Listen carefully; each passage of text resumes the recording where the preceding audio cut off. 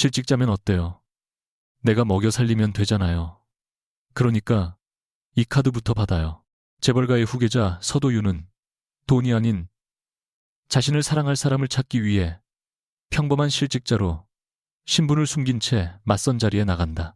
그러나 그곳에서 만난 한예리는 그의 예상과 완전히 달랐다. 돈이 없다는 말에도 자리를 뜨기는커녕 자신의 신용카드를 내밀며, 하지만 도윤이 모르는 사실이 하나 있었다.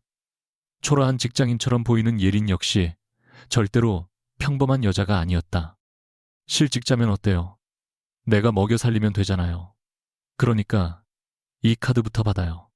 한예린이 신용카드를 테이블 위에 탁 내려놓는 순간 서도윤은 자신이 잘못 들은 줄 알았다. 서울 강남의 호텔 라운지 한쪽 맞선 상대가 재산을 묻고 직업을 캐묻고 부모의 직함을 확인하는 일이라면 이미 지겨울 만큼 겪어본 그였다. 그래서 오늘도 똑같을 거라고 생각했다. 그는 일부러 비싼 차를 회사에 두고 지하철을 타고 왔고 평소 착용하던 시계도 서랍 깊숙이 넣어두었다. 넥타이도 하지 않았다. 무엇보다 자기소개를 하면서 가장 중요한 한마디를 던졌다. 지금은 회사를 그만둔 상태입니다. 보통은 그 다음 질문이 이어졌다. 언제 다시 취업할 생각이냐? 저축은 얼마나 있느냐? 집은 전세냐? 월세냐? 그런데 예리는 물컵을 들다가 멈추더니 미간을 찌푸렸다. 그래서요. 도윤이 잠시 말을 잃자 그녀가 다시 물었다. 실직했다고 사람까지 실격되는 건 아니잖아요. 그는 시험하듯 덧붙였다. 모아둔 돈도 많지 않습니다. 지금 살고 있는 집도 곧 정리해야 할 것 같고요. 이번에는 그녀가 한숨을 내쉬었다. 그걸 왜 그렇게 죄인처럼 말해요? 도윤은 예상하지 못한 공격에 눈썹을 살짝 움직였다. 예리는 그의 반응을 보지도 않은 채 지갑을 열었다. 당장 굶는 건 아니죠. 아마도요. 그럼 됐네요. 오늘 밥은 제가 살게요. 한예린 씨. 그리고 다음 달까지 취업 못하면 그때도 제가 살게요. 그녀는 그렇게 말하며 신용카드를 꺼내더니 마침내 테이블 위에 내려놓았다.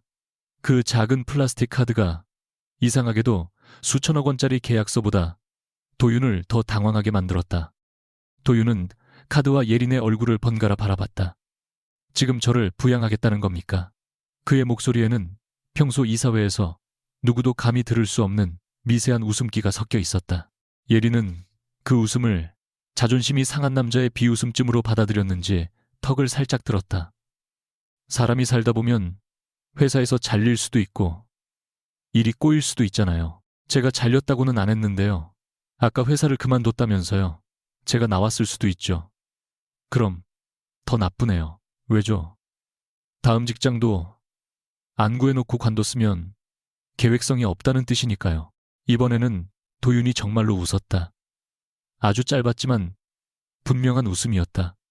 예리는 그 웃음이 마음에 들지 않는다는 듯 눈을 가늘게 떴다. 왜 웃어요?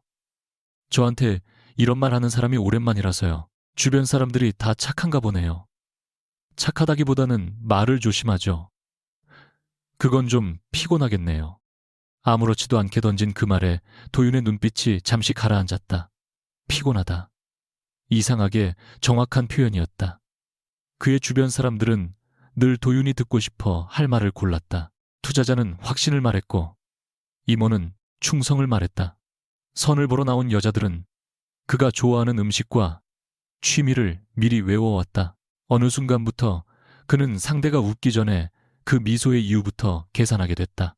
그런데 눈앞의 여자는 그가 실직했다고 믿으면서도 불쌍하다는 표정조차 짓지 않았다. 오히려 계획성이 없다고 꾸짖고 있었다. 그때 예린의 휴대전화가 테이블 위에서 진동했다. 화면에 뜬 두 글자를 본 순간 그녀의 표정이 굳었다. 혜성.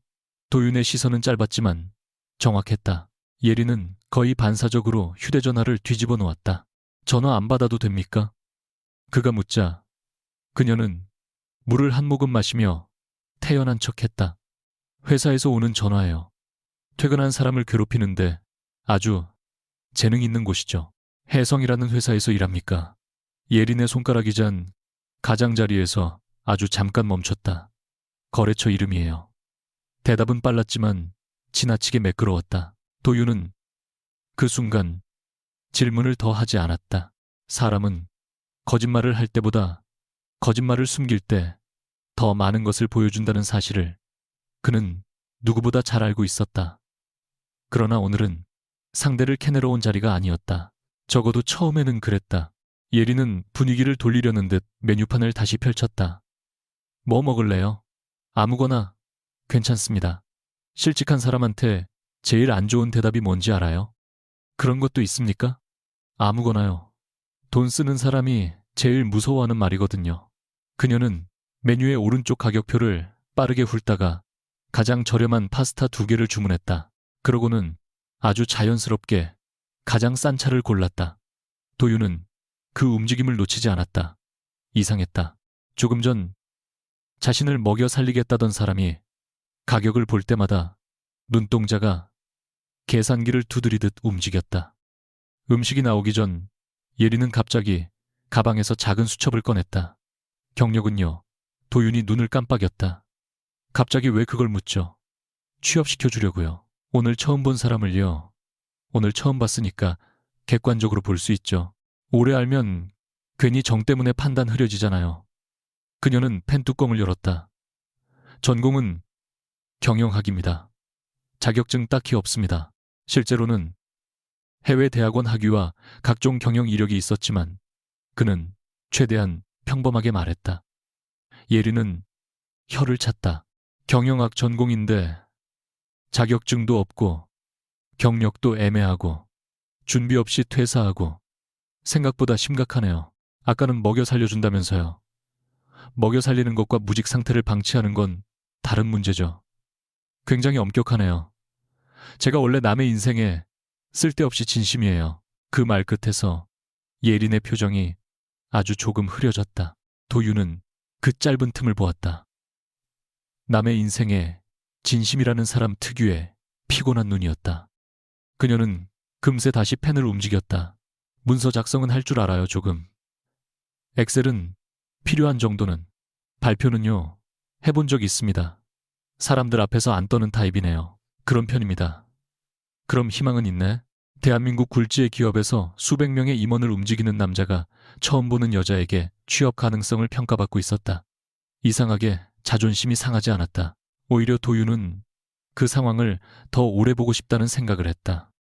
식사가 끝날 무렵 계산서를 가져온 직원이 도윤을 보는 순간 얼굴빛을 바꿨다. 호텔 운영사가 성진그룹 계열이라는 사실을 도윤은 알고 있었지만 오늘처럼 그 사실이 번거로운 적도 없었다. 직원의 허리가 반사적으로 숙여지려는 순간 도윤이 아주 미세하게 고개를 저었다. 직원은 가까스로 자세를 바로잡았지만 목소리가 떨렸다. 결제 도와드리겠습니다. 예린은 아무것도 눈치채지 못한 채 아까의 카드를 내밀었다. 단말기가 카드를 읽는 몇 초 동안 그녀는 괜히 물을 마셨다. 승인음이 울리자 어깨가 미세하게 내려갔다. 도윤은 그걸 놓치지 않았다. 왜 그렇게 긴장합니까? 제가 언제요? 카드 승인될 때 숨을 참던데요. 남의 숨까지 관찰해요. 관찰력이 좋은 편이라서. 그런 재능 있으면 면접은 잘 보겠네요. 예린은 카드를 받아 지갑에 넣으면서 휴대전화 화면을 몰래 확인했다. 그러나 도윤이 고개를 살짝 기울이자 그녀는 급히 화면을 끄고 자리에서 일어났다. 그 찰나 도윤은 숫자의 일부를 보았다. 남은 한도. 생각보다 터무니없이 작았다. 그녀는 정말 여유가 있어서 그에게 카드를 내민 게 아니었다. 라운지를 나오자 예린은 주차장 쪽이 아니라 지하철역으로 향했다. 도윤은 자연스럽게 옆을 걸었다. 차는 없습니까? 있다고 말한 적 없는데요. 보통 맞선이면 차를 가져오기도 하니까 그런 질문부터 하는 사람 제일 싫어해요. 그녀는 어깨에 걸친 코트를 여미며 말했다. 겉으로 보기에는 평범한 베이지색 코트였지만 도윤은 옷감과 봉제선을 알아봤다. 일반 매장 제품이 아니었다. 적어도 그녀가 주장하는 월급 수준에서 쉽게 살만한 옷은 아니었다. 도윤은 아무 말 없이 그녀의 옆 얼굴을 보았다. 예리는 휴대전화로 무언가 검색하더니 화면을 내밀었다. 여기요. 유르릉 카로는 고구 인질이고 신림 쪽 작은 회사인데 운영 지원 계약직 뽑아요. 월급은 높지 않은데 공백기 메우기는 괜찮겠어요. 지금 바로 제 일자리를 찾고 있었습니까? 당연하죠. 제가 언제까지 밥을 사요. 아까는 계속 먹여 살린다더니 그건 기세였고 현실은 다르죠. 그녀가 너무 당당하게 말해서 도윤은 또 웃고 말았다. 예리는 잠시 그를 쳐다보다가 툭 내뱉었다. 웃으니까 훨씬 낫네요. 뭐가요? 아까는 세상 모든 사람이 돈 빌려달라고 쫓아오는 표정이었거든요. 도윤의 걸음이 아주 잠깐 느려졌다. 그녀는 농담처럼 말했지만 어쩌면 자신도 모르게 그의 가장 깊은 피로를 찌르고 있었다. 지하철 입구 앞에서 예린의 전화가 다시 울렸다. 이번에는 그녀가 받았다. 왜? 상대가 뭐라고 말했는지 들리지는 않았지만 예린의 표정은 순식간에 차가워졌다. 안 간다고 했잖아. 내가 그 사람 얼굴도 모르는데 왜 결혼 얘기를 해? 도윤은 본능적으로 시선을 돌렸다. 그러나 그녀의 다음 말은 듣지 않을 수 없었다. 회사끼리 필요하면 계약을 해. 왜 사람을 계약서에 끼워 넣어? 예리는 목소리를 낮추며 몇 걸음 떨어졌다. 오빠 나 지금 내 힘으로 살고 있어. 그러니까 아버지한테 전해. 그 집 아들이 누구든 난 관심 없다고. 통화를 끊은 그녀는 뒤늦게 도윤이 가까이 있다는 사실을 깨닫고 입술을 깨물었다. 가족 문제예요. 그런 것 같군요. 못 들은 척 해줄래요? 이미 들었는데 어떻게 못 들은 척하죠? 노력해보겠습니다. 도윤은 그렇게 대답했지만 머릿속에서는 이미 여러 조각이 움직이기 시작했다. 혜성이라는 이름, 가족이 밀어붙이는 결혼, 일반 직장인이라고 하기에는 지나치게 자연스러운 사업적 표현. 그러나 이상하게 그는 그녀의 정체를 의심하면서도 불쾌하지 않았다. 자신 역시 같은 짓을 하고 있기 때문이었다. 고공자, 그런 부귀했으니 예리는 계단을 내려가기 전 갑자기 멈췄다. 아, 그리고 그녀가 지갑을 다시 열었다. 이거 조금 전 결제했던 카드를 다시 꺼내 도윤에게 내밀었다. 도윤은 이번에는 받지 않았다. 진짜로 주려고요. 비상용이에요. 밥 굶지 말고 교통비 없다고 면접 못 가지 말고. 한도가 얼마나 남았습니까?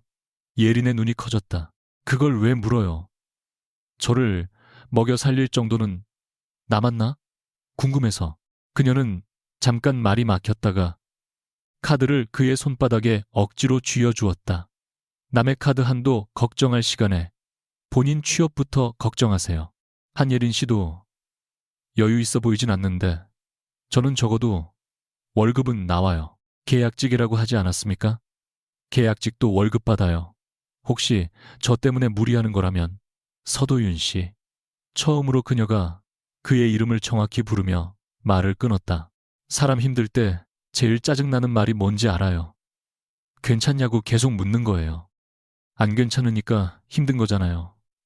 대신 밥 한 끼 사주고 일자리 하나 같이 찾아주면 돼요. 도윤은 손안의 카드를 내려다봤다. 누구에게도 받아본 적 없는 방식의 호의였다. 동정도 아니고 거래도 아니었다. 심지어 합리적이지도 않았다. 그래서 더 위험했다. 내일까지 이력서 보내요. 예린이 개찰구 앞에서 말했다. 왜요? 아까 봐둔 회사 말고도 두 군데 더 찾아볼게요. 정말 제가 취업할 때까지 책임질 생각입니까? 말했잖아요. 제가 남의 일에 쓸데없이 진심이라고. 그러다가 본인이 힘들어지면요. 질문이 나오자 예린의 얼굴에서 잠시 장난기가 사라졌다. 그녀는 아주 짧게 눈을 피했다. 그건 제가 알아서 해요. 도윤은 그 대답에서 이상한 익숙함을 느꼈다. 자신도 늘 그렇게 살아왔다. 모든 것을 혼자 해결하고 약한 모습을 보이지 않고 도움이 필요하다는 말 대신 더 많은 일을 떠안는 방식으로. 예린은 손을 흔들며 개찰구 안으로 들어갔다. 몇 걸음 가다가 다시 돌아서서는 큰 소리로 말했다. 카드로 술 사면 바로 정지시킬 거예요. 주변 사람들이 쳐다보자 도윤은 처음으로 사람들의 시선이 민망했다. 하지만 입가에서는 웃음이 사라지지 않았다. 알겠습니다. 비싼 것도 안 돼요. 얼마부터 비싼 겁니까? 제가 문자 보고 판단할게요. 그녀는 그렇게 말하고 계단 아래로 사라졌다. 예린의 모습이 완전히 보이지 않자 도윤의 표정에서 부드러운 웃음이 천천히 거쳤다. 몇 초 뒤 검은 승용차 한 대가 길가에 조용히 멈췄다. 조수석에서 내린 남자가 급히 다가왔다. 성진그룹 전략비서실의 김재현이었다. 회장님 죄송합니다. 호텔 측에서 알아본 직원이 있었다고 해서 바로 조치했습니다. 도윤은 아무 말 없이 손안에 신용카드를 바라봤다. 재현의 시선도 자연스럽게 카드로 향했다. 그건 뭡니까? 생활비. 예. 오늘부터 내가 실직자라더군. 재현은 입을 다물었다가 다시 열었다. 누가 회장님을 실직자로 생각합니까? 맞선 상대. 그러면 정정하셨어야죠. 도윤은 차문을 열다가 멈췄다. 왜 그야? 사실이 아니니까요. 잠시 침묵하던 도윤이 카드 가장자리를 손가락으로 천천히 쓸었다. 조금만 더 사실이 아니어도 될 것 같아 재현의 얼굴이 굳었다. 회장님, 그리고 한예린이라는 사람에 대해서는 조사하지 마. 하지만 신원 확인 정도는 하지 마. 단호한 명령이었다. 도윤은 차 안으로 들어가며 덧붙였다. 이번에는 내가 먼저 알고 싶어. 보고서 말고 그 사람 입으로. 차 문이 닫혔다. 그러나 도윤은 알지 못했다. 그가 조사를 금지한 바로 그 순간 성진그룹 본사 다른 층에서는 CEO 테이도 준이 호텔에서 전달받은 한 장의 사진을 내려다보고 있었다. 사진 속 여자는 조금 전까지 도윤에게 자신의 신용카드를 내밀고 있었다. 태준의 표정이 천천히 굳었다. 그는 그 얼굴을 알고 있었다. 해성그룹 회장 일가의 공식 석상에서 몇 년째 모습을 감췄던 막내딸 한예린. 그리고 두 집안이 오래전부터 결혼카드로 검토해온 바로 그 여자였다. 다음날 오전 7시 13분 서도윤의 휴대전화가 짧게 울렸다. 평소라면 전략회의 자료가 올라올 시간이었지만 화면에는 한예린의 메시지가 떠 있었다. 이력서요. 오늘 9시까지. 사진은 너무 무섭게 나온 거 말고요. 그 아래에는 웃는 얼굴 하나와 함께 채용 공고 3개가 첨부돼 있었다. 도윤은 침대 머리맡에 기대앉은 채 한동안 화면을 내려다봤다. 새벽 5시부터 아시아 법인 실적을 확인하고 주요 임원들에게 지시를 내린 대한민국 굴지의 기업 회장이 9시까지 이력서를 제출하라는 독촉을 받고 있었다. 이상하게 기분이 나쁘지 않았다. 그는 일부러 평범한 양식을 내려받아 학력과 경력을 최대한 줄였다. 문제는 경력란이었다. 대표이사, 부회장, 회장이라는 단어를 빼고 나니 지난 10년이 거의 사라졌다. 결국 그는 한 줄을 적었다. 기업 운영 관련 업무 경험. 잠시 뒤 예린에게서 전화가 걸려왔다. 이게 경력이에요. 첫 마디부터 날이 서 있었다. 대충은요. 기업 운영 관련 업무가 대체 뭔데요? 여러 가지 했습니다. 서도윤 씨, 취업이 장난이에요. 아닙니다. 그럼 구체적으로 써요. 누가 이력서에 수수께끼를 냅니까? 도윤은 웃음을 참으며 노트북 화면을 바라봤다. 그렇게 궁금하면 면접에서 물어보겠죠. 면접까지 가야 물어보죠. 지금 이건 서류에서 잘릴 이력서예요. 그녀는 잠시 숨을 골랐다가 낮은 목소리로 덧붙였다. 내가 추천까지 해주는데 떨어지면 내 체면이 뭐가 돼요. 결국 도윤은 그날 아침 수천억 원 규모의 투자안보다 자신의 가짜 이력서를 더 오래 수정했다. 예린이 그를 연결해준 곳은 성수동에 있는 작은 생활용품 스타트업이었다. 직원 30명 남짓의 회사였고 최근 온라인 판매가 늘면서 운영 지원 계약직을 급히 뽑고 있었다. 문제는 예린 역시 그 회사와 협업 프로젝트를 맡고 있다는 사실이었다. 도윤이 면접을 보러 사무실에 들어섰을 때 예린은 회의실 유리문 너머에서 손가락으로 목을 긋는 심염을 했다. 쓸데없는 말 하지 말라는 뜻이었다. 면접관은 도윤의 이력서를 보며 의심스러운 얼굴로 물었다. 기업 운영 관련 업무를 했다고 되어 있는데 정확히 어떤 일을 하셨습니까? 도윤은 잠깐 고민하다가 조직 관리와 사업 계획을 조금 했습니다. 라고 답했다. 몇 명 정도 관리했어요. 그는 진실을 말하면 수만 명이었고 거짓말을 하자니 숫자를 생각해야 했다. 10명 정도였습니다. 유리문 밖에서 예린이 두 눈을 질끈 감았다. 면접이 끝난 뒤 그녀는 도윤을 건물 비상계단으로 끌고 갔다. 10명 관리했다면서 왜 가장 기억에 남는 갈등 사례가 없어요?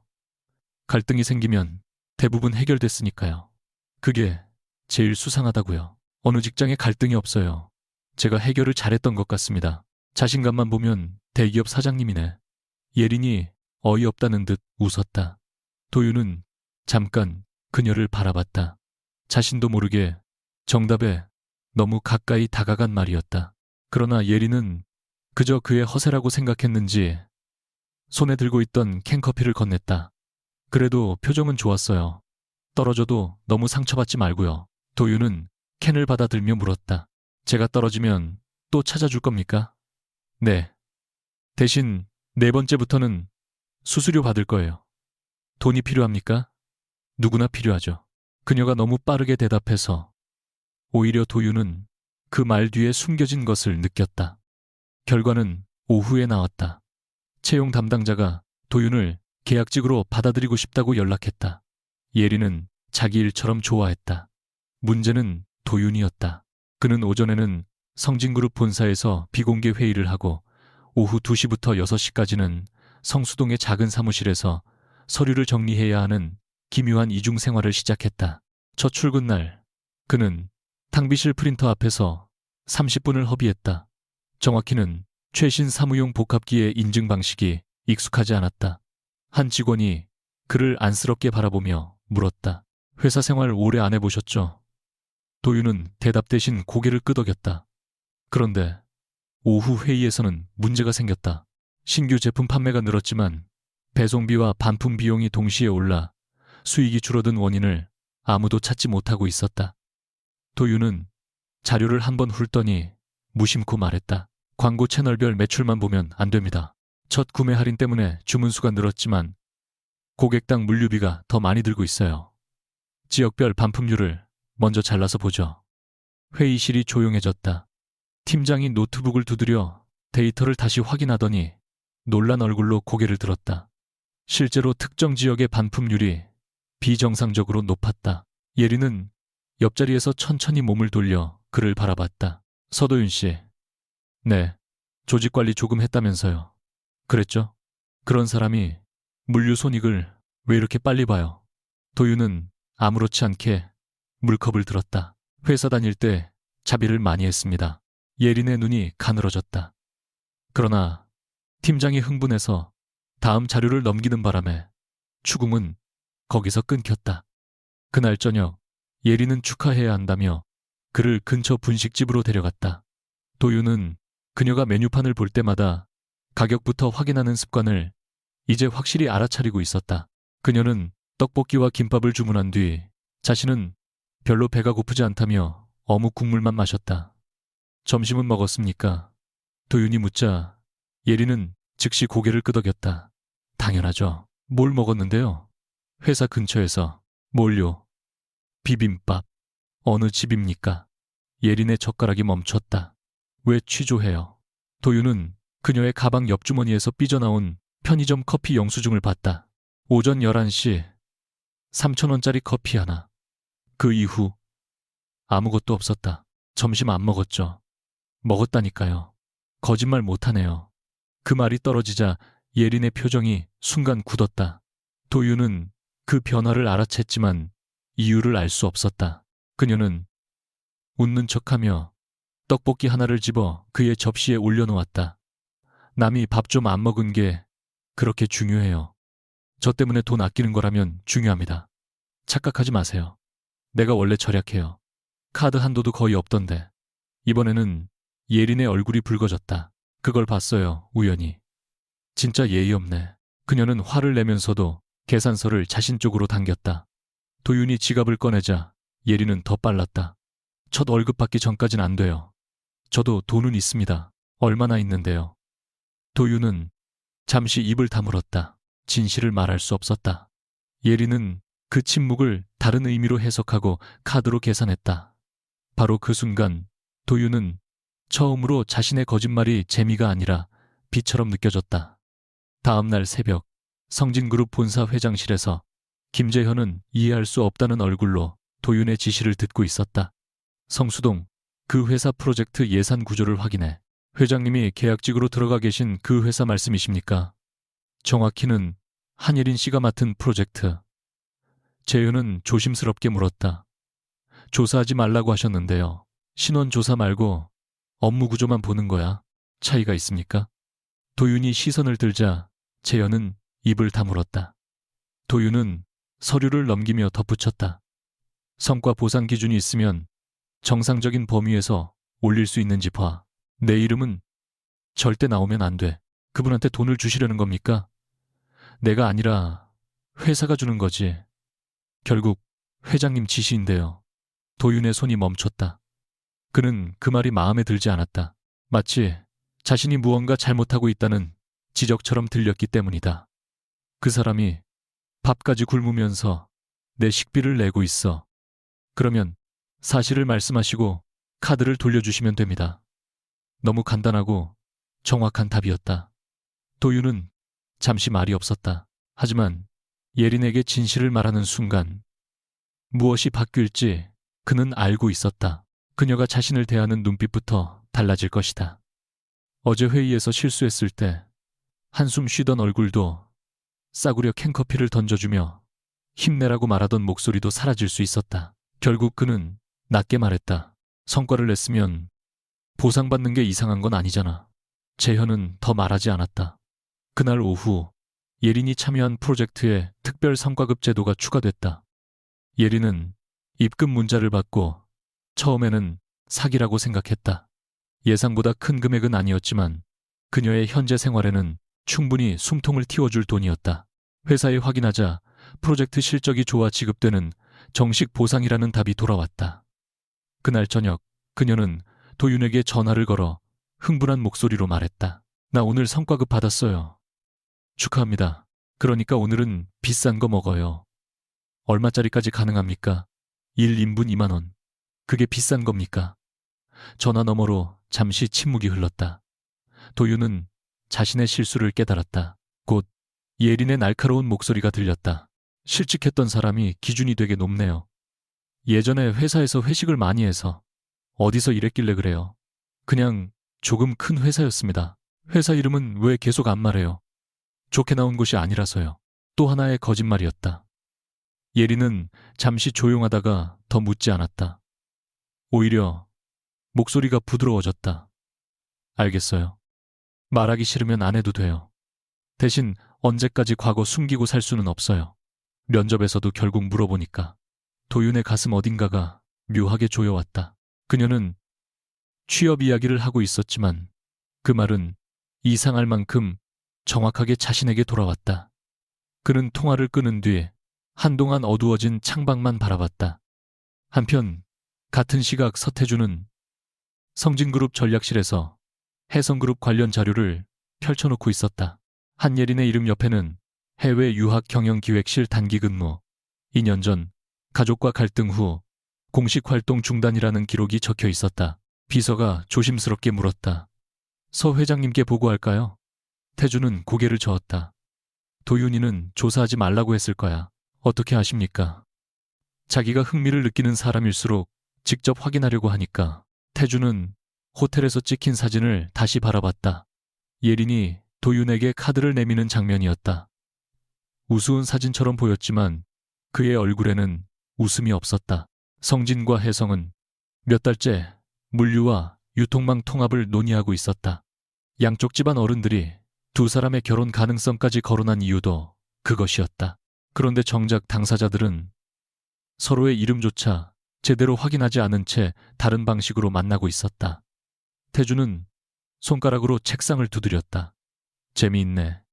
둘 다 자기 집안에서 도망쳐놓고 결국 서로한테 갔어. 비서가 물었다. 그럼 그냥 두는 게 좋지 않겠습니까? 태주는 서류를 덮었다. 사적인 연애라면 그렇겠지. 그런데 저 둘이 깨지면 혜성과의 협상도 같이 흔들려. 그는 감정 없는 목소리로 덧붙였다. 그러니까 우리가 먼저 알아야 해. 어느 쪽이 상대를 먼저 속였다고 생각하게 될지. 며칠 뒤 회사 회의가 끝난 후 예리는 책상 위에 놓인 원가표를 정리하고 있었다. 도윤은 맞은편에서 서류를 읽는 척 그녀를 지켜봤다. 한 직원이 투자사 변경 가능성을 이야기하며 의결권과 우선 매수권 구조를 잘 모르겠다고 하자 예리는 고개도 들지 않고 핵심 차이를 간단하게 설명했다. 그 설명은 지나치게 정확했고 실무를 겪어본 사람의 말투였다. 직원이 놀라서 물었다. 예린 씨, 이런 거 어디서 배웠어요? 그녀는 그제야 손을 멈추었다.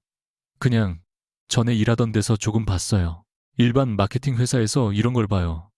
회사마다 별일 다 하잖아요. 도윤은 아무 말 없이 그녀를 바라봤다. 예린이 시선을 피하는 순간 휴대전화가 다시 울렸다.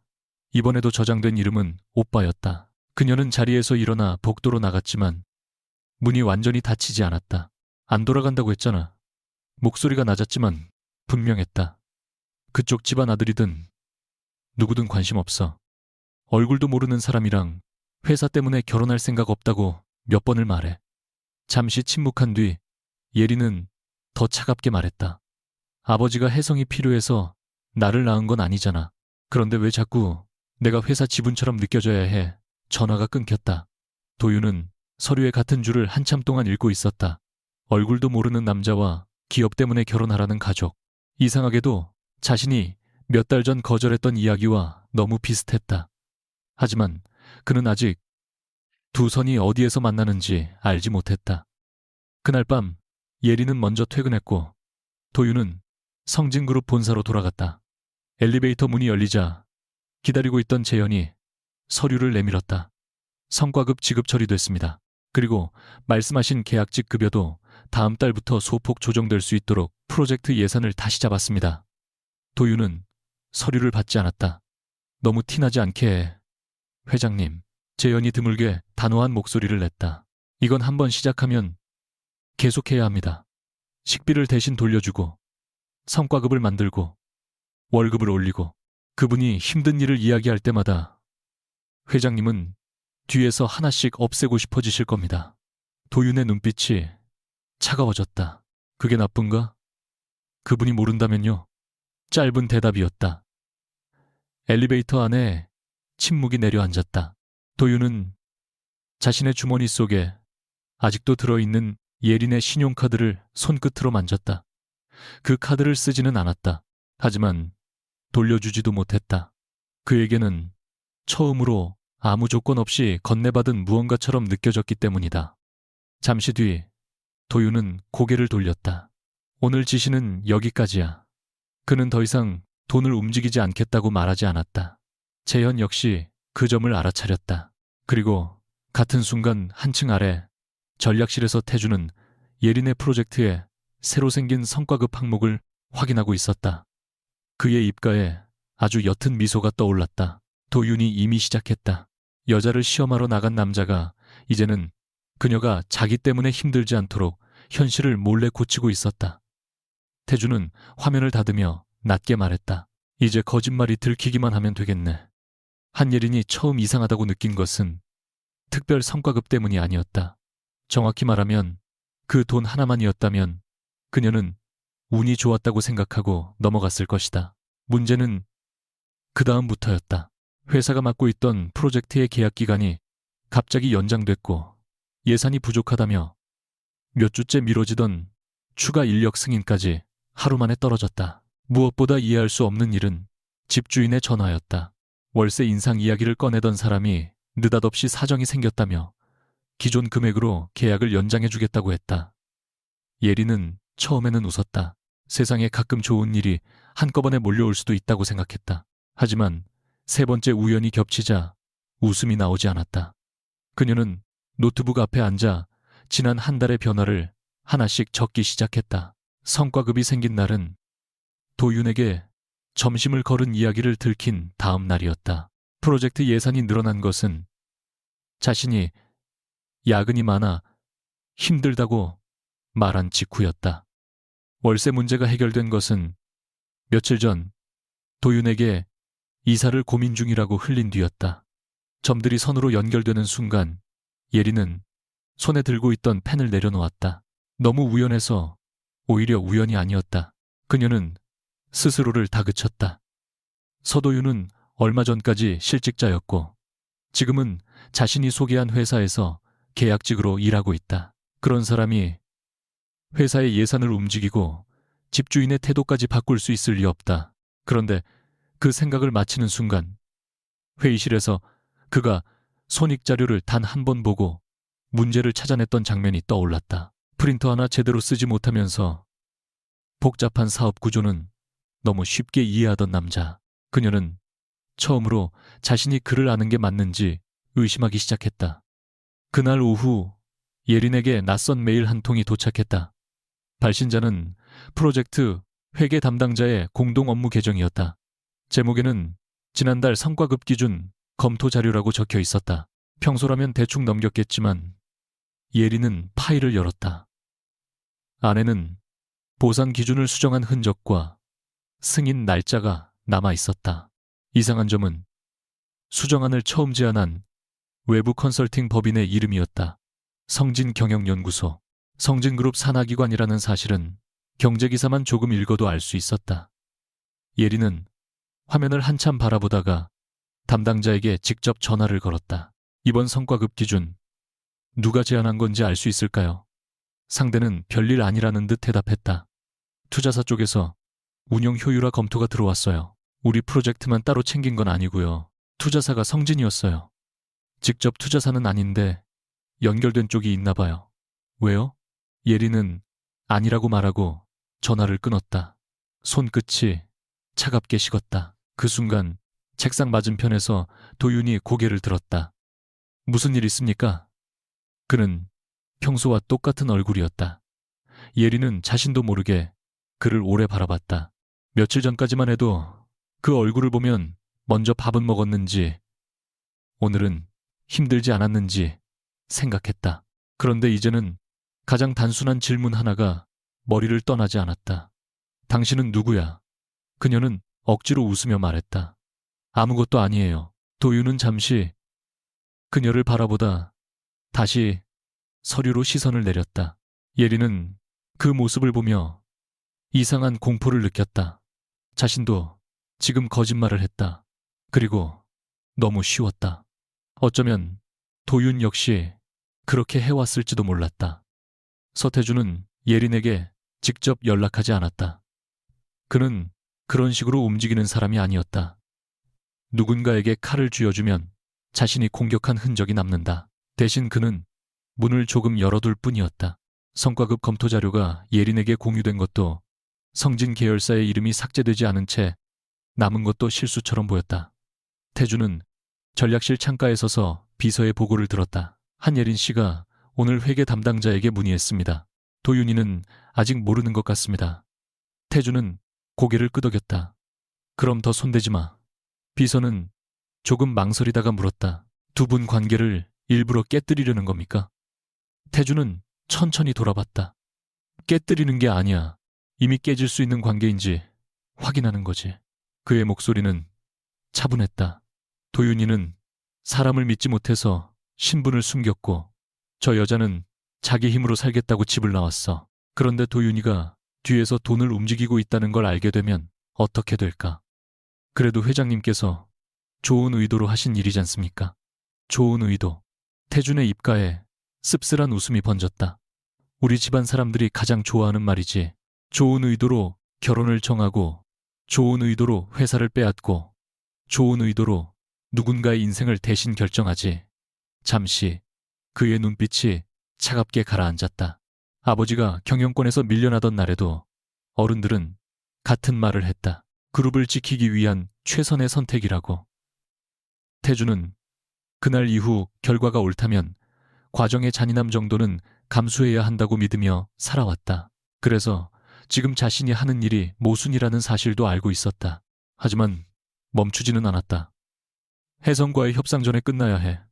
사랑을 할 거면 적어도 상대가 누군지는 알고 해야지. 예리는 그날 밤 도윤을 불러냈다. 장소는 둘이 처음 만났던 호텔이 아니라 회사 근처의 평범한 카페였다. 그녀는 일부러 먼저 도착해 창가 가장 안쪽 자리를 골랐다. 도윤이 들어오자 예리는 인사도 하지 않고 휴대전화를 테이블 위로 밀었다. 화면에는 성과급 승인 자료가 떠 있었다. 이거 알아요. 도윤의 눈이 자료 위에서 아주 짧게 멈췄다. 너무 짧아서 평소에 예린이라면 눈치채지 못했을 것이다. 하지만 오늘은 달랐다. 처음 봅니다. 도윤이 말했다. 예린은 고개를 끄덕였다. 그럼 이것도 몰라요. 이번에는 월세 계약 관련 메시지를 보여주었다. 집주인이 갑자기 월세를 안 올리겠대요. 내가 이사 고민한다고 당신한테 말한 다음 날부터요. 좋은 일 아닙니까? 좋은 일이죠. 이상하게 좋은 일만 계속 생겨서 문제지. 도윤은 입을 다물었다. 예리는 그의 얼굴을 똑바로 바라보며 물었다. 서도윤 씨, 나한테 숨기는 거 있어요. 카페 안에 음악이 갑자기 너무 크게 들렸다. 도윤은 수없이 많은 협상에서 거짓말과 진실의 경계를 관리해왔다. 무엇을 말하고 무엇을 숨겨야 상대가 원하는 방향으로 움직이는지 누구보다 잘 알았다. 하지만 예린의 눈앞에서는 익숙한 기술이 비겁하게 느껴졌다. 지금 말하면 된다. 사실은 자신이 성진그룹 회장이고 처음에는 그녀를 시험하려 했지만 이제는 아니라고. 그 한 문장이면 됐다. 그런데 동시에 머릿속에는 다른 장면이 떠올랐다. 진실을 들은 뒤 예린이 그를 바라볼 얼굴, 카드부터 돌려달라고 말하고 다시는 만나지 않겠다고 돌아설 모습. 도윤은 결국 가장 나쁜 선택을 했다. 회사에서 예전에 성진 쪽 계열사와 일한 적은 있습니다. 예린은 한동안 아무 말도 하지 않았다. 그래서요, 당신 프로젝트가 어렵다는 얘기를 듣고 혹시 도움될 방법이 있는지 물어본 적은 있습니다. 완전한 거짓말은 아니었다. 그래서 더 교묘했다. 성과급도요. 그쪽에서 검토했을 수는 있겠죠. 월세는 그 질문에는 도윤도 바로 대답하지 못했다. 예린의 얼굴에서 마지막 남은 기대가 조금씩 사라졌다. 집주인까지 아는 사람이에요. 그건 제가 알아본 게 아닙니다. 이번 말은 사실이었다. 재현이 건물 관리 회사를 통해 상황을 정리했기 때문이다. 하지만 진실의 조각만 골라 말하는 것 역시 결국 거짓말이었다. 예린은 천천히 등을 의자에 기대었다. 이상하네요. 뭐가요? 당신은 내가 질문할 때마다 정확히 거짓말은 아닌 답만 해요. 도윤의 손끝이 굳었다. 예린은 쓴 웃음을 지었다. 경영 관련 일을 조금 했다. 큰 회사에서 일했다. 성진 계열사 사람을 조금 안다. 계속 조금씩만 말해요. 내가 더 안 물으면 아무것도 모르게. 예린 씨, 내가 바보 같죠? 그런 뜻이 아닙니다. 나는 당신 실직했다고 밥값 걱정하고 일자리 알아보고 카드까지 줬어요. 그런데 당신은 내가 힘들다고 말할 때마다 뒤에서 문제를 없애고 있었던 거예요. 도윤이 낮게 말했다. 당신이 힘들어하는 걸 그냥 보고 있을 수 없었습니다. 그 순간 예린의 표정이 완전히 식었다. 내가 언제 없애달라고 했어요. 도윤은 대답하지 못했다. 나는 힘들다고 말했지. 내 인생 대신 고쳐달라고 한 적 없어요. 도윤은 처음으로 그녀가 왜 이렇게 화가 났는지 정확히 이해했다. 하지만 이해와 동시에 방어하려는 본능도 올라왔다. 결과적으로 당신이 받아야 할 성과를 받은 겁니다. 능력 없는 사람에게 돈을 준 게 아니에요. 말이 끝나는 순간 그는 실수했다는 걸 알았다. 예린은 웃지도 화내지도 않았다. 오히려 아주 조용해졌다. 그걸 누가 판단해요? 무슨 말입니까?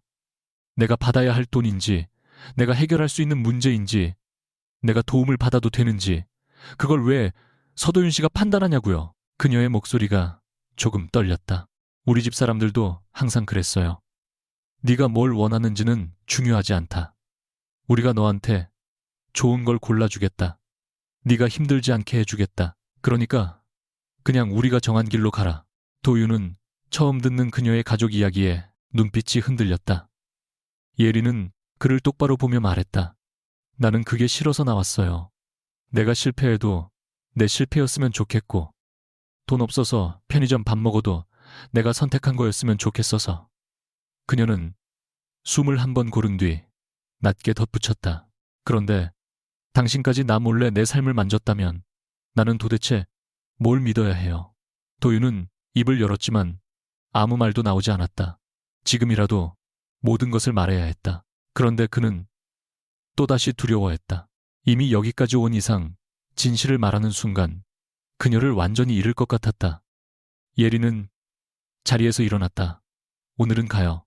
도윤도 따라 일어났다. 제가 데려다 주겠습니다. 필요 없어요. 예린 씨, 내일 회사에서 봐요. 거기서는 그냥 계약직 동료처럼 해요. 그녀가 돌아서자 도윤은 본능적으로 손목을 잡으려다 멈췄다. 잡을 권리가 없다는 생각이 처음으로 들었다. 예리는 카페를 나가면서도 뒤돌아보지 않았다. 하지만 거리로 나온 뒤 곧장 집으로 향하지 않았다. 머릿속에서 계속 한 가지가 걸렸다. 성진 계열사에 아는 사람이 조금 있다는 도윤의 말이었다. 평범한 전 직원이 그렇게 빠른 시간 안에 예산 구조까지 움직일 수 있을까? 그녀는 회사 메신저를 열어 다음날 예정된 외부 미팅 자료를 확인했다. 장소는 성진그룹 본사였다. 원래 팀장이 참석하기로 했지만 급한 일정이 생겨 예린이 대신 갈 가능성이 높다는 메시지가 와 있었다. 순간 그녀는 망설였다. 의심하는 자신이 지나치다는 생각도 들었다. 하지만 이제는 확인하지 않고 넘어갈 수 없었다. 다음날 오후 예린은 거래처 담당자 자격으로 여의도 성진그룹 본사에 들어섰다. 회의가 끝난 뒤 로비에서 엘리베이터를 기다리던 그녀는 반대편 복도 끝에서 익숙한 뒷모습 하나를 발견했다. 검은 정장. 평소 성수동 사무실에서는 한 번도 입은 적 없는 완벽한 맞춤 정장이었다. 서도윤이었다. 서도윤 씨, 예린이 불렀지만 거리가 멀어 목소리가 닿지 않았다. 도윤은 임원 여러 명과 함께 걷고 있었다. 이상한 것은 그들의 태도였다. 누구도 그의 앞을 걷지 않았다. 나이가 훨씬 많은 남자들조차 반걸음 뒤에서 서류를 들고 있었다. 도윤이 멈추면 모두가 멈췄고 그가 고개를 돌리면 사람들이 동시에 몸을 낮췄다. 예린의 심장이 빠르게 뛰기 시작했다. 그녀는 자신도 모르게 그들을 따라갔다. 복도 끝에는 일반 직원용 엘리베이터와 분리된 문이 있었다. 금속판에는 임원 전용이라는 글자가 새겨져 있었다. 문이 열리자 직원 한 사람이 허리를 숙이며 말했다. 회장님 이사회 자료는 집무실에 올려두었습니다. 예린의 발이 그 자리에서 멈췄다. 회장님. 단 두 음절이 머릿속을 텅 비게 만들었다.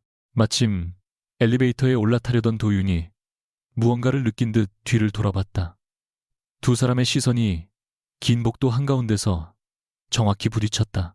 도윤의 얼굴에서 모든 표정이 사라졌다. 예린은 그 순간 확신했다. 자신이 잘못 본 것이 아니었다. 직원이 다시 말했다. 서 회장님, 서도윤은 움직이지 않았다. 예린은 천천히 그에게 다가갔다. 회장님이라고 했어요. 주변 임원들의 얼굴이 굳었다. 도윤이 낮게 말했다. 예린 씨, 여기서 이야기하지 말고. 그녀가 웃었다. 눈에는 전혀 웃음이 없었다. 이제야 이해되네. 기업 운영 관련 업무를 조금 했다고 했죠. 도윤은 대답하지 못했다. 조금 큰 회사에서 일했다고도 했고 그녀의 목소리가 점점 낮아졌다. 성진의 아는 사람이 조금 있다고 했죠. 마지막 말에서는 웃음마저 사라졌다. 그 아는 사람이 본인이었네요. 도윤은 모든 일정을 취소하고 예린을 자신의 집무실로 데려갔다. 문이 닫히자마자 그녀는 가방에서 지갑을 꺼냈다. 그리고 첫날 그에게 건넸던 신용카드를 요구했다. 카드 줘요. 예린 씨, 먼저 설명을. 카드부터 줘요. 도윤은 한동안 움직이지 않다가 지갑 안에 고이 넣어둔 카드를 꺼냈다. 예린은 그것을 받아들고 한참 바라봤다. 그 작은 카드 때문에 자신이 얼마나 우스운 사람이 되어버렸는지 생각했다. 대한민국에서 손꼽히는 재벌그룹 회장에게 밥 굶지 말라고 카드를 건넸다. 취업을 시켜주겠다며 이력서를 고쳐줬고 월급 받을 때까지 밥값을 대신 내겠다고 큰소리쳤다. 하지만 이상하게도 창피함보다 먼저 올라온 감정은 서러움이었다. 그 모든 순간 자신만 진짜였다는 사실이 아팠다. 재밌었어요. 그녀가 물었다. 도윤의 얼굴이 굳었다. 한 번도 그렇게 생각한 적 없습니다. 그런대로 양상인데 처음에는요. 그는 대답하지 못했다. 침묵이 곧 대답이었다. 예린이 고개를 끄덕였다. 나 시험하려고 나온 거였구나. 처음에는 그랬습니다. 돈 보고 붙는 여자인지 보려고. 예린 씨. 그런데 내가 당신 불쌍하다고 카드까지 내미니까 어땠어요? 합격했다고 생각했어요.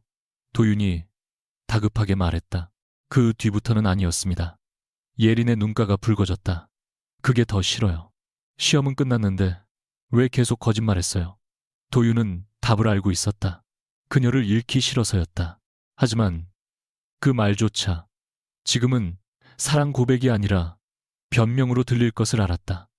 예린은 카드를 가방 안에 넣고 마지막으로 그를 바라봤다. 내가 화난 건 당신이 부자인 게 아니에요. 내가 당신보다 돈이 없어서도 아니고 그녀가 떨리는 숨을 삼켰다. 당신이 내 기억까지 의심하게 만든 게 화나는 거예요. 내가 열심히 해서 받은 성과급인지, 내가 잘해서 지킨 일인지, 내가 스스로 해결한 게 하나라도 있는지 이제 모르겠잖아요. 도윤이 한 걸음 다가갔지만 예린은 똑같이 한 걸음 물러섰다. 그 거리가 두 사람 사이에 처음 생긴 진짜 벽이었다. 당분간 연락하지 마요. 그리고 문을 열기 직전 그녀가 아주 작게 덧붙였다. 서도윤 씨가 아니라 서 회장님으로 다시 보게 될 때까지. 한예린이 혜성그룹 본사 로비에 다시 들어선 것은 정확히 11달 만이었다. 회전문을 통과하는 순간부터 자신을 알아보는 시선들이 따라붙었지만 그녀는 멈추지 않았다. 한때 매일같이 오가던 건물이 낯선 곳처럼 느껴졌다. 반짝이는 대리석 바닥도, 직원들이 허리를 숙이며 건네는 인사도, 엘리베이터 안에서 풍기던 조용한 긴장도 그대로였다. 달라진 것은 예린 자신뿐이었다. 그녀는 더 이상 아버지에게 반항하기 위해 돌아온 딸이 아니었다. 회사 밖에서 월급날을 기다려봤고 카드 한도를 계산하며 밥값을 고민해봤으며 누군가의 도움을 받지 않고 실패해보는 것이 얼마나 무섭고도 중요한 일인지 배웠다. 그런데 아이러니하게도 그녀를 다시 이곳으로 불러들인 것은 바로 돈이었다. 혜성그룹 주요 계열사의 의결권을 둘러싼 가족 내부 갈등이 커지면서 예린 명의로 남아있던 지분이 결정적인 변수가 된 것이다. 회장실 앞에서 기다리던 한정우가 여동생을 보자 깊게 한숨을 내쉬었다. 결국 왔네. 그렇네. 엔돈네. 근돈네. 예린은 차갑게 대답했다. 회사 지키러 온 거지 결혼하러 온 거 아니야. 정우의 얼굴이 굳었다. 아버지도 이제 억지로 결혼시키겠다는 뜻은 아니야. 그러면서 오늘 성진 쪽이 왜 와? 사업 협상 때문이야. 예린은 그의 눈을 똑바로 바라봤다. 오빠, 나한테 또 절반만 말하면 오늘 바로 나갈 거야. 정우는 잠시 입을 다물었다. 결국 낮게 말했다. 성진에서 서도윤 회장이 직접 온다. 그 이름을 듣는 순간 예린의 심장이 단단하게 굳었다. 하지만 이번에는 도망치지 않았다. 그래, 잘 됐네. 그녀는 회의실 문을 보며 말했다. 이번에는 서로 누군지 알고 만나겠네. 같은 시각 서도윤은 성진그룹 차량 안에서 혜성 본사로 향하고 있었다. 지난 일주일 동안 그는 예린에게 단 한 번도 연락하지 않았다. 보내려다 지운 메시지만 수십 개였다. 미안하다는 말도, 처음에는 시험이었지만 어느 순간부터 진심이었다는 말도, 자신이 얼마나 후회하는지도 모두 적었다가 지웠다. 예린이 요구한 것은 설명이 아니라 거리였기 때문이다. 우리만 자도구만 그것을 존중하는 일이 지금의 도윤에게는 어떤 인수 협상보다 어려웠다. 그는 습관적으로 재현에게 예린의 근황을 물으려다가 매번 멈췄다. 알아보지 않기로 했다. 확인하지 않기로 했다. 자신이 불안하다는 이유로 그녀의 삶을 또 들여다보지 않기로 했다. 그런데 오늘 혜성그룹과의 협상 자료를 읽던 중 이상한 이름 하나가 눈에 걸렸다. 주요 주주 명단에 적힌 한예린. 그는 처음에는 동명이인이라고 생각했다. 몇 달 전 가족들이 자신에게 소개하려 했던 혜성가 막내딸의 이름 역시 한예린이었다는 사실을 그제야 정확히 떠올렸다. 당시 그는 사진조차 보지 않고 맞선을 거절했다. 결혼을 경영 도구로 만들지 않겠다는 이유였다. 설마 하는 생각이 들었지만 확인하지 않았다. 확인하는 순간 또다시 그녀를 조사하는 셈이 될 것 같았다. 차가 혜성본사 지하주차장에 멈추자 재현이 조심스럽게 말했다. 회장님, 오늘 혜성 측 참석자 명단 최종본이 왔습니다. 도윤은 받지 않았다. 회의실 가서 보면 돼. 재현은 그의 표정을 보고 더 말하지 않았다. 하지만 도윤은 알 수 없는 불안감을 느꼈다. 마치 자신이 오랫동안 피하던 어떤 진실이 문 하나를 사이에 두고 기다리는 것 같았다. 회의실 문이 열렸을 때 도윤은 걸음을 멈췄다. 긴 테이블 맞은편 혜성그룹 회장과 한정우 옆에 예린이 앉아 있었다. 성수동의 작은 사무실에서 입던 편한 셔츠도 지하철 계단을 뛰어내려가던 운동화도 없었다. 검은 정장을 입은 그녀는 단정하고 차분했으며 앞에 놓인 자료에는 분명하게 이름이 적혀 있었다. 혜성그룹 주요 주주 한예린. 두 사람의 시선이 부딪혔다. 예린의 얼굴에는 놀람이 없었다. 이미 알고 있었다는 뜻이었다. 반대로 도윤의 표정에서는 처음으로 완벽한 통제가 사라졌다. 회의실에 있던 태준이 그 변화를 지켜보다가 조용히 말했다. 서 회장님 자리에 앉으시죠. 도윤은 천천히 의자로 향했다. 인사를 나누는 동안에도 그의 시선은 한 번 더 예린에게 향했다. 혜성 회장이 말했다. 우리 막내는 공식 경영에서 한동안 빠져 있었지만 이번 의결권 문제 때문에 다시 참여하기로 했습니다. 예린은 담담하게 고개를 숙였다. 한예린입니다. 마치 처음 만나는 사람처럼 정중한 목소리였다. 도윤도 결국 같은 방식으로 답했다. 성진그룹 서도윤입니다. 그 말이 우스웠다. 그녀는 그에게 이력서를 고쳐줬고 그는 그녀가 어떤 떡볶이를 좋아하는지 알고 있었다. 그런데 지금 두 사람은 비로소 진짜 이름으로 처음 인사하고 있었다. 태준이 그 침묵을 깨듯 자료를 넘겼다. 사실 양쪽 집안에서 오래전부터 두 분의 혼사를 검토해 왔으니 서로 아주 낯선 사이도 아니겠군요. 순간 회의실 공기가 굳었다. 도윤의 시선이 태준에게 꽂혔다. 예린은 오히려 아주 천천히 웃었다. 아니요, 꽤 낯선 사이였어요. 적어도 서로 정체에 대해서는요.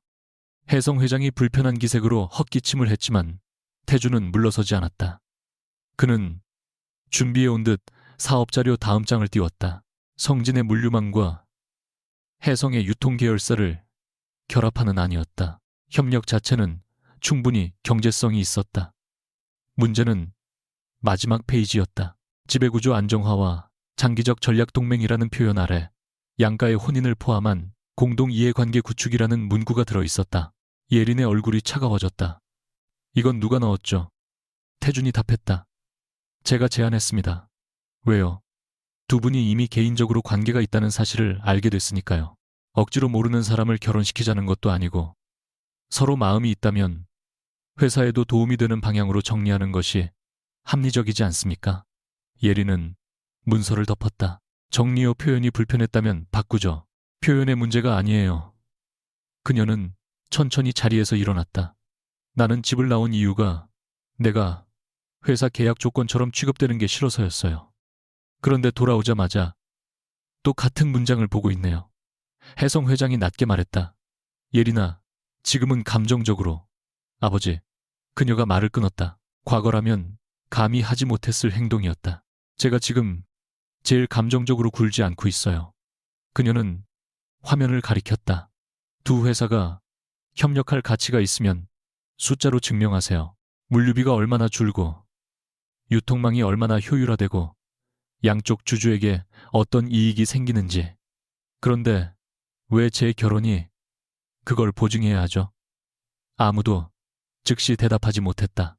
예린의 시선이 이번에는 도윤에게 향했다.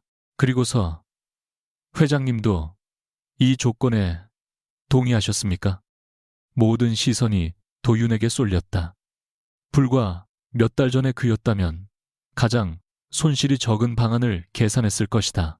혜성과의 협력은 성진에도 중요했고 가족들의 반발을 줄이기 위해 두 사람의 관계를 이용하는 것은 효율적이었다. 무엇보다 예린과 결혼할 수 있다면 결과적으로 자신이 원하는 것도 얻는 셈이었다. 그러나 도윤은 바로 그 생각 때문에 침묵했다. 자신이 그녀의 삶에 손을 대기 시작했을 때도 같은 논리를 사용했다. 결과가 좋으면 괜찮다고 생각했다. 성과급을 더 받게 하면 좋은 일이고 월세가 오르지 않게 하면 좋은 일이며 힘든 문제를 대신 없애주면 그녀도 편할 거라고 믿었다. 결국 중요한 것은 예린이 원했느냐가 아니었다. 자신이 옳다고 생각했느냐였다. 도윤은 자료를 천천히 덮었다. 동의하지 않습니다. 태준의 눈빛이 변했다. 혜성 회장이 얼굴을 굳혔다. 도윤은 더 분명하게 말했다. 사업 제안에서 혼인 관련 조건을 전부 삭제하겠습니다. 태준이 낮은 목소리로 말했다. 도윤아, 이 협상 규모가 얼마인지 알고 하는 말이야 알아. 혼인이 법적 조건은 아니야. 시장과 주주들에게 장기적 신뢰를 보여주는 상징이라는 뜻이지. 그래서 더 빼야 해. 도윤은 예린을 바라보지 않은 채 말했다. 개인의 관계를 회사 신용보강처럼 쓰는 순간 관계가 흔들릴 때 사업까지 같이 흔들린다. 그건 전략도 아니고 리스크 관리도 아니야. 태준이 냉소적으로 물었다. 사업가가 갑자기 낭만주의자가 됐군. 도윤은 고개를 저었다. 아니, 이제야 내가 통제할 수 없는 걸 통제하려고 하면 어떤 일이 생기는지 알게 된 거야. 회의는 잠시 중단됐다. 사람들은 각자 다른 방으로 흩어졌고 예린은 빈 휴게실 창가에 서서 숨을 고르고 있었다. 문이 열리는 소리가 들렸지만 돌아보지 않아도 누군지 알 수 있었다. 도윤은 일정한 거리를 두고 멈췄다. 전 같으면 다가갔을 것이다. 무슨 일이든 설명하고 자신의 진심을 이해시키려 했을 것이다. 하지만 이번에는 기다렸다. 예린이 먼저 말했다. 왜 아무 말도 안 해요? 말하지 말라고 했으니까요. 오늘은 해도 돼요. 도윤은 짧게 숨을 내쉬었다. 당신이 혜성과 사람이라는 걸 오늘 확실히 알았습니다. 예린이 돌아봤다. 조사 안 했어요. 안 했습니다. 왜요? 당신이 내게 가장 화났던 이유가 그거였으니까. 잠시 예린의 눈빛이 흔들렸다. 도윤은 이어 말했다. 사실 확인하고 싶었습니다. 어디 있는지 잘 지내는지, 회사는 계속 다니는지 알아보라고 한마디만 하면 다 알 수 있었어요. 그런데 하지 않았습니다. 그게 자랑이에요. 아니요. 원래 당연히 그래야 했던 걸 이제야 한 겁니다. 그의 대답에 예린은 아무 말도 하지 못했다. 도윤은 씁쓸하게 웃었다. 그리고 더 우스운 건 내가 몇 달 전에 혜성과 막내딸과 맞선 보라는 말을 들었을 때 사진도 안 보고 거절했다는 겁니다. 예린도 허탈한 웃음을 흘렸다. 나도요. 성진 후계자라는 말만 듣고 싫다고 했어요. 왜 싫었습니까? 사람을 만나기도 전에 회사 이름부터 붙는 게 싫어서. 도윤은 고개를 끄덕였다. 나는 돈 때문에 접근하는 사람인지 또 의심하게 될 것 같아서. 둘 사이에 짧은 침묵이 내려앉았다. 결국 두 사람은 같은 두려움 때문에 서로를 피했고 바로 그 두려움 때문에 서로를 속였다. 예린은 창밖을 보며 말했다. 이 상황이 조금만 달랐으면 웃겼을 것 같아요. 서로 결혼하기 싫어서 도망쳤는데 밖에서 만나서 좋아하게 된 거. 지금도 조금 웃깁니다. 나는 안 웃겨요. 죄송합니다. 즉각적인 사과에 예린이 그를 돌아봤다. 도윤은 더 이상 변명하지 않았다. 처음에 당신을 시험한 것도 잘못했고 시험이 끝난 뒤에도 말하지 않은 건 더 잘못했습니다.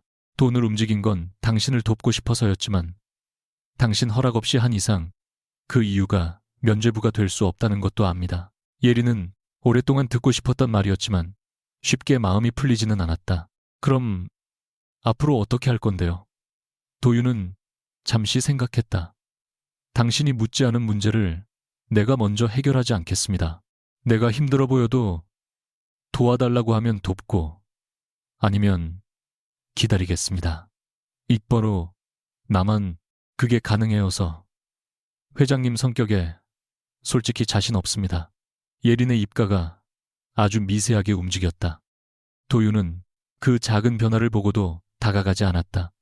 하지만 해보겠습니다. 그녀가 다시 물었다. 우리 관계도요. 이번에는 도윤이 대답하기까지 시간이 걸렸다. 그건 내가 결정하면 안 되는 것 같습니다. 그 한마디가 예린의 마음을 가장 세게 건드렸다. 과거의 서도윤이라면 어떻게든 붙잡을 방법부터 찾았을 것이다. 지금 그는 처음으로 그녀가 떠날 가능성까지 자신의 통제 밖에 두고 있었다. 예린은 천천히 고개를 끄덕였다. 아직 용서한 거 아니에요. 알고 있습니다. 다시 만나자는 뜻도 아니고 그것도 압니다. 그런데 그녀는 잠시 망설이다 말했다. 오늘 회의에서 내 편 들어준 건 고마워요. 도윤은 낮게 대답했다. 당신 편이라서 그런 건 아닙니다. 예린의 표정이 굳으려는 순간 그가 덧붙였다. 당신 말이 맞아서 그런 겁니다. 이번에는 그녀가 정말로 아주 조금 웃었다. 회의가 재개되자 분위기는 처음보다 훨씬 거칠어졌다. 태주는 혼인 조건을 뺄 경우 일부 주주들이 협력 지속성을 문제 삼을 것이라고 주장했고 혜성 회장 역시 예린의 지분이 걸린 상황에서 가족 간 결속을 보여줄 필요가 있다고 압박했다. 그러나 예린은 미리 준비해온 자료를 꺼냈다. 회사 밖에서 지냈던 시간이 그녀에게 무능함만 남긴 것은 아니었다. 오히려 혜성 내부에 있을 때 보지 못했던 고객과 현장 비용 구조를 배웠다. 그녀는 성진과의 협력이 혼인 없이도 충분한 경제성이 있다는 것을 유통 단계별 비용과 중복 투자 문제를 중심으로 설명했다.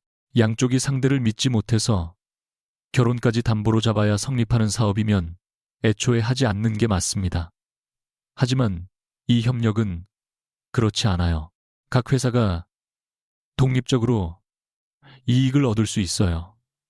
선도 주고 그러면 그걸로 충분합니다.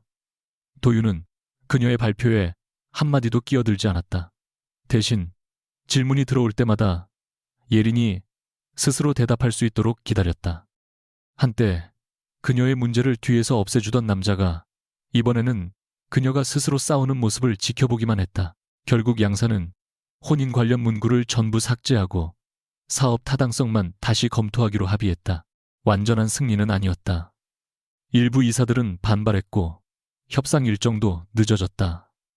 하지만 예린에게는 그 사실이 오히려 중요했다. 자신이 누군가의 힘으로 결과를 받아낸 것이 아니었다.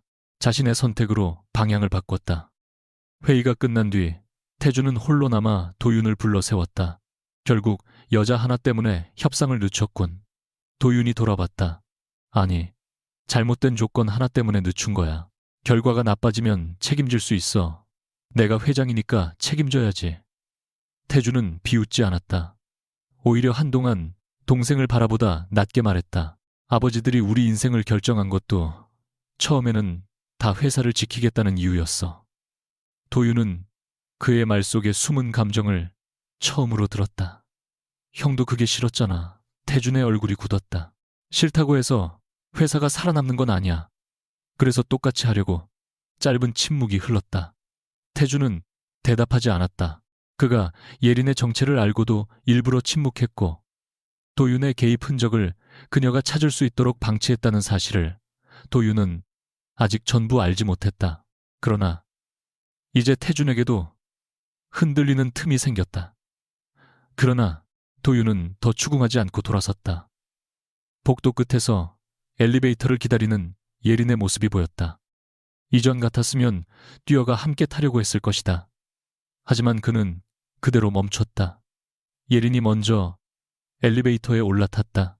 문이 닫히기 직전 그녀가 도윤을 발견했다. 두 사람은 멀리서 시선을 마주쳤다. 잠시 뒤 예린이 손을 뻗어 열린 버튼을 눌렀다. 안 탈 거예요. 도윤은 놀란 얼굴로 그녀를 봤다. 예린이 무심한 척 덧붙였다. 엘리베이터 정도는 같이 타도 되잖아요. 의미 부여하지 말고. 그제야 도윤이 천천히 걸어왔다. 이번에는 그녀가 문을 열어두었고 그는 허락을 받은 뒤에야 그 안으로 들어갔다. 성진과 혜성의 협상은 예상대로 쉽게 끝나지 않았다. 혼인이라는 상징을 걷어내자 양쪽 이사회는 오히려 더 냉정해졌고 그동안 감정과 가족관계 뒤에 가려져 있던 숫자들이 그대로 드러났다. 중복 물류센터를 어디까지 통합할 것인지, 브랜드 유통망을 어느 수준까지 공유할 것인지, 손실이 발생했을 때 어느 쪽이 얼마나 책임질 것인지. 회의는 길어졌고 몇몇 이사들은 차라리 기존 안으로 돌아가자고 주장했다. 그러나 한예리는 한 번도 아버지에게 기대지 않았다. 그녀는 직접 현장 자료를 모으고 성수동에서 계약직으로 일하며 배웠던 작은 회사들의 비용 구조까지 비교했다. 이전의 예린이라면 모든 걸 혼자 떠안는 방식으로 버텼겠지만 이번에는 달랐다. 모르는 부분은 담당자에게 물었고 필요한 자료는 정식으로 요청했다. 오빠 정우에게도 도움을 청했다. 처음에는 자존심이 상했지만 그녀는 점점 깨달았다. 도움을 받는 것과 삶을 빼앗기는 것은 전혀 다른 일이었다. 중요한 것은 선택권이 자신에게 있느냐였다. 서도윤 역시 달라졌다. 그는 예린이 회의에서 막히는 순간에도 대신 답하지 않았다. 자료가 부족해 보일 때도 몰래 보완하지 않았다. 그저 그녀가 공식적으로 요청했을 때만 필요한 정보를 제공했다. 어느 날 늦은 밤 예린이 메시지를 보냈다. 성진 쪽 물류센터 가동률 자료가 필요해요. 받을 수 있어요. 도윤은 단 3줄로 답했다. 네, 정식 공유 가능한 범위 확인해서 보내겠습니다. 다른 건 손대지 않을게요. 예린은 그 문장을 한참 바라봤다. 예전 같으면 답답했을지도 모른다. 그런데 지금은 이상하게 안심됐다. 두 회사의 실무 협상이 계속되는 동안 서태준 역시 자신의 자리에서 대가를 치러야 했다. 도윤은 그가 의도적으로 정보 흐름을 조정했다는 사실을 뒤늦게 확인했다.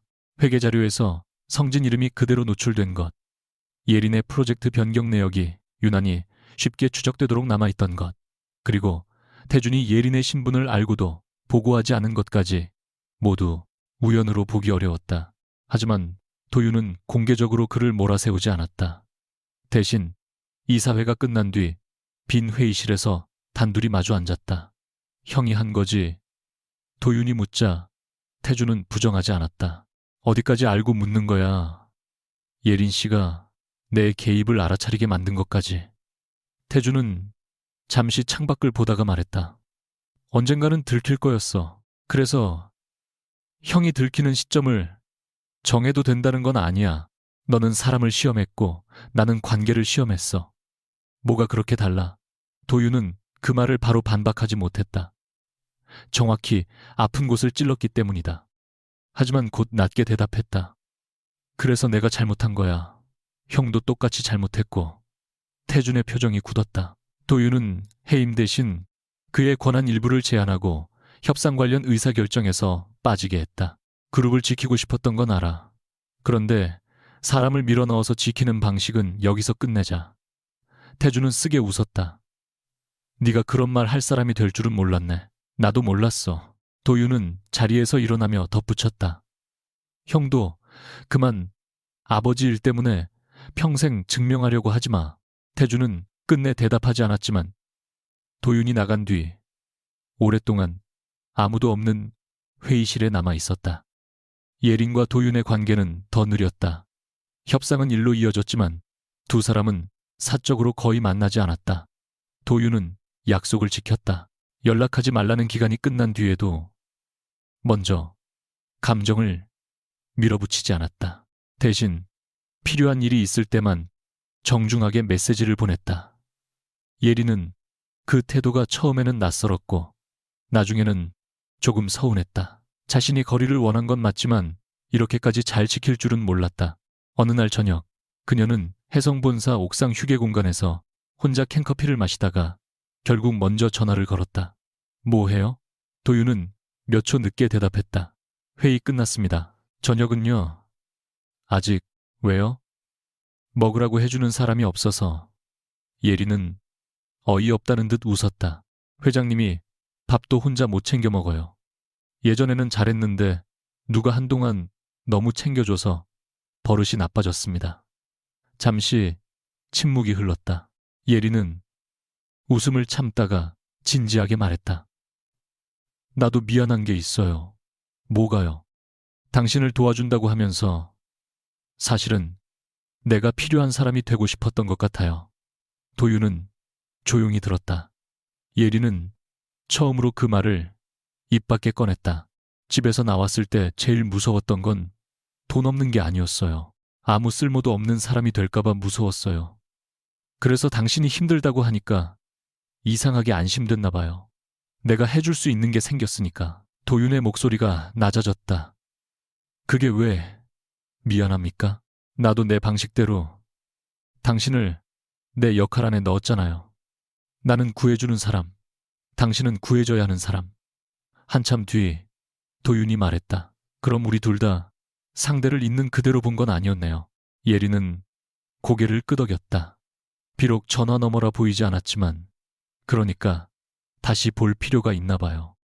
며칠 뒤 두 사람은 처음 만났던 강남의 호텔 라운지에서 다시 마주 앉았다. 도윤이 먼저 장소를 제안하지 않았다. 예린이 정했다. 같은 자리에 앉자 이상할 정도로 많은 장면이 떠올랐다. 계획성이 없다고 도윤을 꾸짖던 자신의 목소리, 그를 취업시키겠다며 수첩까지 꺼냈던 모습, 카드 승인음에 몰래 숨을 참던 순간까지. 예린은 메뉴판을 덮으며 말했다. 여기 다시 오는 거 싫을 줄 알았는데 생각보다 괜찮네요. 도윤은 그녀를 바라봤다. 나는 긴장됩니다. 왜요? 오늘도 뭔가 시험 볼 것 같아서. 이제 시험 안 봐요. 예린이 단호하게 말했다. 서로 시험하면 끝이 없잖아요. 도윤은 그 말을 듣고 천천히 고개를 끄덕였다. 잠시 뒤 그는 안쪽 주머니에서 무언가를 꺼내 테이블 위에 올렸다. 예린이 눈을 내렸다. 첫날 자신이 그에게 내밀었던 그 신용카드였다. 이미 정지된 카드였지만 도윤은 버리지 않고 가지고 있었다. 예린의 표정이 묘해졌다. 이거 왜 아직 있어요? 돌려받고 나서 버리라고 한 적 없어서. 내 카드인데 왜 당신이 가지고 있죠? 기념품이라고 생각했습니다. 나니 남의 신용카드를 기념품으로 모으는 회장이 어디 있어요? 여기요. 도윤의 대답이 너무 진지해서 예린은 결국 웃음을 터뜨렸다. 그 웃음을 보는 순간 도윤의 얼굴도 풀렸다. 예린은 카드 가장자리를 손끝으로 밀어보며 말했다. 이걸 내밀 때 진짜 자신 있었는데. 알고 있습니다. 사실 한도 거의 없었어요. 그것도 알고 있었습니다. 예린의 웃음이 즉시 사라졌다. 봤어요. 조금. 그때부터 알고 있었으면서 아무 말도 안 했어요. 도윤은 눈치를 보며 대답했다. 그때 말하면 뺏길까봐. 예린은 어이없어 하다가 다시 웃었다. 이번 웃음은 예전보다 훨씬 가벼웠다. 식사가 끝나고 직원이 계산서를 가져왔다.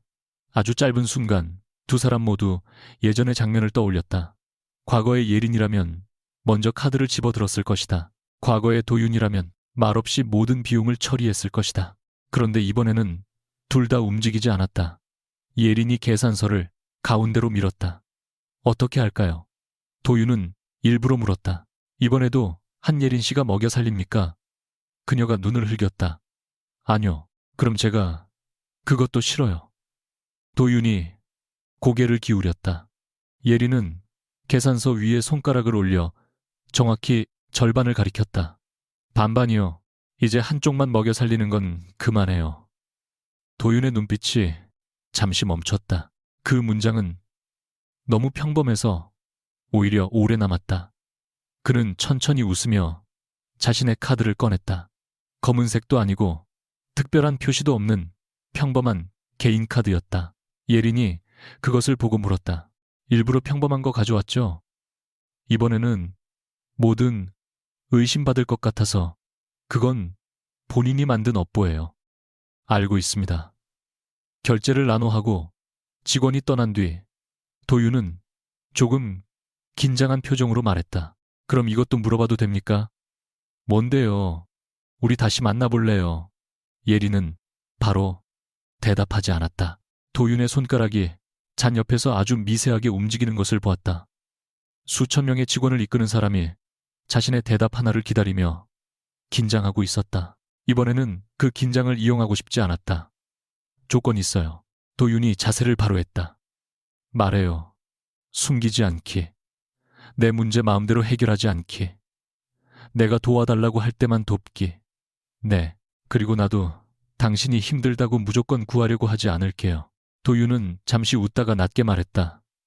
그럼 나도 조건 하나. 뭔데요? 힘들면 괜찮은 척하지 않기. 이번에는 예린이 바로 대답하지 못했다. 결국 그녀는 작게 한숨을 쉬며 고개를 끄덕였다. 알겠어요. 그것도 넣어요. 성진과 혜성의 협력안은 2달 뒤 최종 승인됐다. 결혼도 지분 교환을 통한 가족 결속도 조건에 없었다. 두 회사는 독립된 구조를 유지하면서 물류센터 일부를 공동 운영하고 중복 투자를 줄이는 방식으로 합의했다. 언론은 두 집안의 관계를 여러 방식으로 추측했지만 양사는 사생활과 사업을 분리한다는 원칙만 짧게 밝혔다. 혜성 회장은 처음에는 예린의 선택을 못마땅해 했지만 그녀가 직접 협상안을 완성해내는 모습을 보고 더 이상 회사를 떠났던 시간을 실패라고 부르지 않았다. 정우 역시 어느 날 동생에게 조용히 말했다. 네가 밖에서 산 시간이 필요했던 것 같네. 예린은 웃으며 대답했다. 그걸 이제 알아. 성진에서도 변화가 있었다. 도윤은 임원들 사이에서 이전보다 질문을 더 많이 하는 사람이 됐다. 과거에는 모든 정보를 먼저 받아보고 결정을 내리는 것이 능력이라고 생각했지만 이제는 사람들이 무엇을 원하는지 먼저 묻는 일이 더 어렵고 중요하다는 것을 배웠다. 재현은 그 변화를 누구보다 가까이서 지켜봤다. 어느 날 회장실에서 도윤이 예린에게 보낼 메시지를 10분째 쓰고 지우는 모습을 보고 결국 말했다. 그냥 전화하시죠. 도윤이 차갑게 노려봤다. 일이나 해. 재현은 고개를 숙였지만 입가의 웃음은 숨기지 못했다. 몇 달이 흐른 뒤 예린은 다시 성수동을 찾았다. 처음 도윤을 취업시켰던 작은 회사는 여전히 바쁘게 돌아가고 있었다. 그녀 역시 혜성으로 완전히 돌아왔지만 현장 프로젝트를 직접 보는 일을 계속 맡았다. 저녁이 되자 건물 앞에 도윤이 서 있었다. 이번에는 기사도 검은 세단도 보이지 않았다. 차는요? 예린이 물었다. 두고 왔습니다. 왜요? 오늘 지하철 타려고. 그녀가 웃었다. 회장님이 지하철 잘 타요. 맞선 날도 탔습니다. 그건 사기치려고 탄 거잖아요. 오늘은 데이트하려고 탑니다. 두 사람은 나란히 역으로 걸었다. 예린은 어느 순간 그의 팔에 자연스럽게 손을 걸었다. 예전 같았으면 도윤은 그 손을 잡는 순간 모든 것을 지키겠다고 다짐했을 것이다. 지금은 달랐다. 지킨다는 말 대신 옆에 있으면 된다고 생각했다. 개찰구 앞에서 예린이 문득 멈추더니 가방에서 새 신용카드를 꺼냈다. 도윤의 눈썹이 올라갔다. 왜요? 그녀는 장난스러운 표정으로 카드를 흔들었다. 이번 건 한도 꽤 높아요. 그래서요. 혹시 또 실직하면 말해요. 도윤은 헛웃음을 터뜨렸다. 아직도 나 먹여 살릴 생각입니까? 예린은 잠시 고민하는 척하다가 그의 손을 잡았다. 아니요. 실직하면 같이 방법을 찾을 거예요. 그 말에 도윤은 더 이상 웃지 못했다. 대신 그녀의 손을 조금 더 단단히 잡았다. 전동차가 플랫폼으로 들어오는 소리가 들렸다. 사람들 사이에서 두 사람은 특별할 것 없는 연인처럼 서 있었다. 누가 보면 성진그룹 회장과 혜성가의 막내딸이라고는 상상하지 못할 모습이었다. 예린은 문이 열리기 직전 도윤을 바라보며 말했다. 근데 한 가지는 아직도 억울해요. 뭐가요? 내가 첫날 밥 샀잖아요. 그래서 결국 제일 부자인 사람이 얻어먹은 거잖아요. 도윤이 잠시 생각하더니 아주 진지하게 대답했다. 그날은 내가 가진 돈이 제일 적었습니다. 거짓말하지 마요. 진짜입니다. 어떡해요? 문이 열렸다. 사람들 사이로 들어가기 직전 도윤이 예린의 귀 가까이 몸을 숙였다. 당신이 준 건 돈이 아니라 아무 조건 없이 누군가를 믿어본 경험이었으니까. 예린은 걸음을 멈췄다. 도윤은 이번에는 그녀가 대답하도록 기다렸다. 잠시 뒤 예린이 피식 웃으며 그의 손을 잡아 끌었다. 그럼 평생 갚아요. 얼마나 반반으로. 두 사람은 사람들 사이에 섞여 전동차에 올랐다. 이제 누구도 상대를 시험하지 않았다. 누구도 상대를 구해야만 사랑받을 수 있다고 믿지 않았다. 그리고 무엇보다 이번에는 아무것도 숨기지 않았다.